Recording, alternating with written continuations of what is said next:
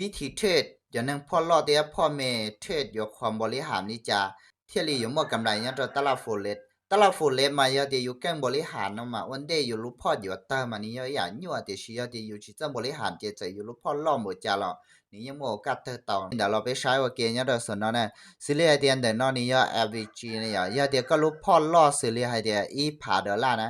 ก็เทรดลอเสียลินจิเจ้าดอลลาร์นะเจก็ตั้ง ACL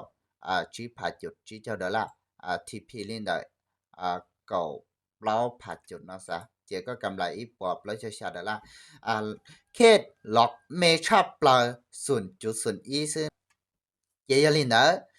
เจนึงเราสิต้องเจ้าก็ ACL นินเจไปละจะนั่งพ่อเมนะเจเลยตั้ง ACL ประมาณลินได้ก่อดอลลาร์หลังจากก่อดอลลาร์นึงตรงนี้จ่ายอย่างนี้เราแค่ ACL นินเจไปต่อ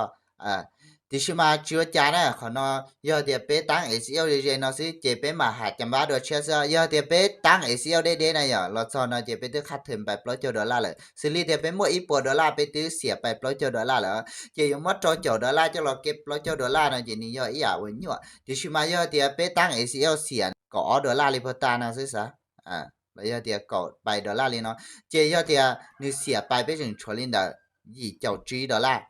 แล้วยอเดียอีเจ้าเป$ลินดเปสามารถไปเกไลไปลูกพอกอีเดียเปลูกพอกนี่จึงชวน到เปต่ออีล็อกเนาะ$9นะ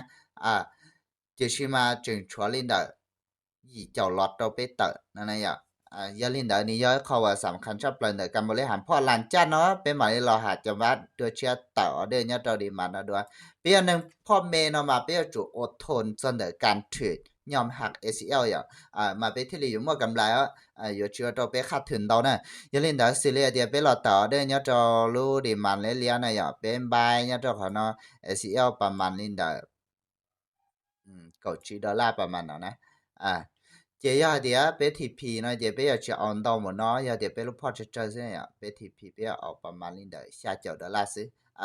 เจสอนอเปได้เสียประมาณลินดา$9เฮาเนาะเปเสียลินดา$9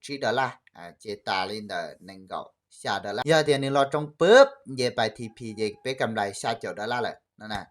เจนี่ยอเขาว่าโอเครู้สึกเหรอเปลูกพ่อแม่เนาะมาเปียจุดเทบริหารลิเนาะอย่าเดียเปผิดลินดา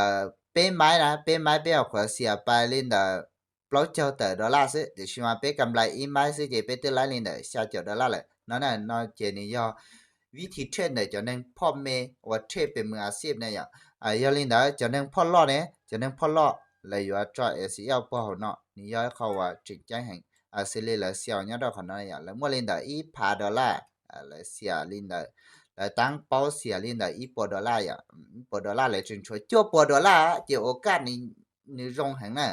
เจียลินดาจะนึงพ่อลอเจียเตาเก็บเจ้าเขาเนาะอย่าเดียเลยสิตั้งได้หมดเนาะเราเลยตั้งนี่น่ะสิเจ้า$พอตากว่าให้เจียแล้วเตาเก็บเนี่ยดอกเขาเนาะดิสิอย่าเดียเลยสิเทบริหารนี่เนาะเจียอยู่ว่าตอเลยรูปพอเตาเทะนั่นน่ะเจียลินดาการเทรดบริหารเนาะมานี่ย่ออีหว่าจริงใจแห่ง